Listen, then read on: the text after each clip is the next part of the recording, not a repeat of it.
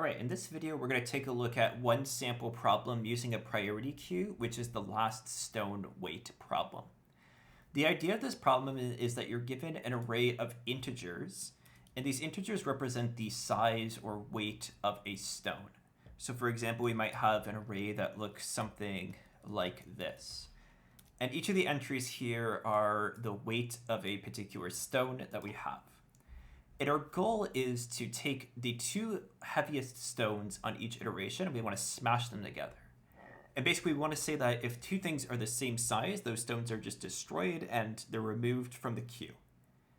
Otherwise, if the values are not the same as each other, when we smash the rocks together, what will remain is a rock with the weight that is equal to subtracting the two weights of the stones that were smashed together. So for example, on the first iteration here, we would pick the two largest stones, 8 and 7. We'd smash them together, and the weight left over would be 1, because 8 minus 7 would be equal to 1.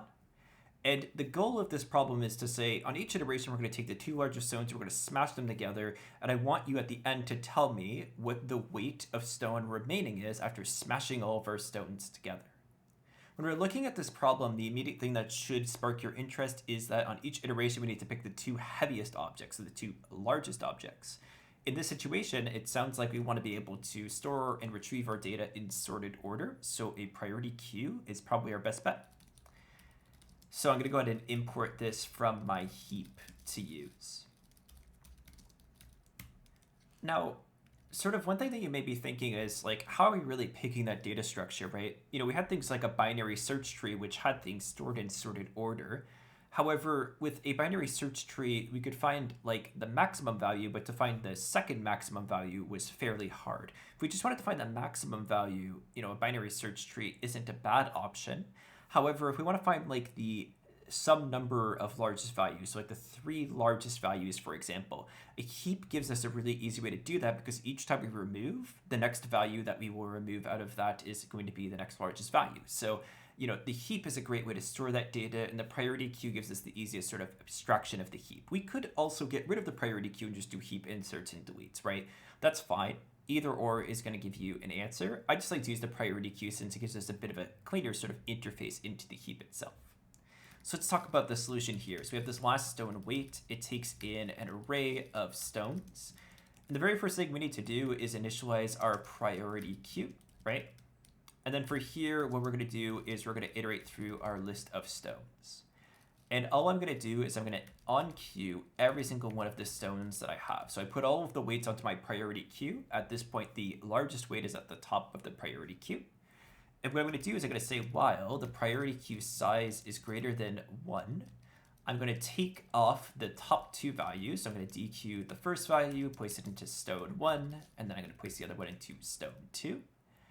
I'm then going to check to see if they are equal to each other. And if they're not equal to each other, what I do is I on-queue back on the result of subtracting these 2 values. Now in this situation, I know S1 is the biggest one. The first thing dequeued from this must be the largest value, so I can just do S1 minus S2. I don't have to worry about absolute valuing them or swapping the ordering. We know that this ordering is going to be consistent every single time, right? So basically, if they don't equal to each other, we want to smash them together and figure out the weight difference. If they were equal to each other, well, we would end up with nothing as a result, so we don't place anything back onto the queue, right? And that's basically all we need to do. Basically, by the end of this, what we do is we check to see, and we say if the priority queue has something left on it, then we return back what's left on the queue. If there's nothing left on top of the priority queue, we return 0 since no stone is remaining, right? So we either have the weight of the remaining stone or 0 if nothing is remaining. And that's really all there is to it. When we take a look at this iteration, this is O of n because we have to add everything to our priority queue. Each dequeue is generally going to be O log of n. So the process of dequeuing and on-queuing are log of n operations. However, we have to do them n times, so we're generally going to see about an O(n) time complexity for this problem.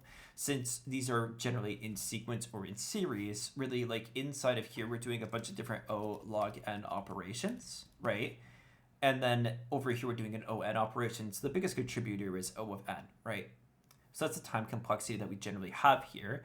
Final sort of piece here, I'll just show you an example of the output of this, right? So let's do our last weight stone, right? I'll do that using this example here just to see what we end up with. I encourage you to try thinking through this problem and think about what the answer is going to be before we actually run through it. But when we do run through it, what we end up getting is the following, right? Do you see that in this case, it's printing out a bunch of data. Let me just remove all those different prints. Those were from our testing in the last video. So just make sure we don't mess anything up there. We'll get rid of those. And then I'll run this through again, and you'll see here that we get an answer of 1. So after we smash all the rocks together, there's just 1 rock remaining with a weight of 1 as a result.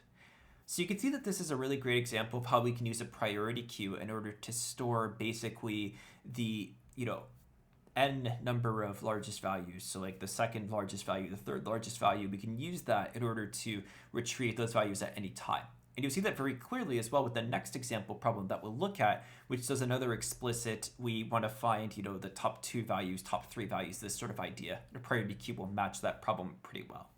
So thanks so much for watching this video, and I'll see you in the next one.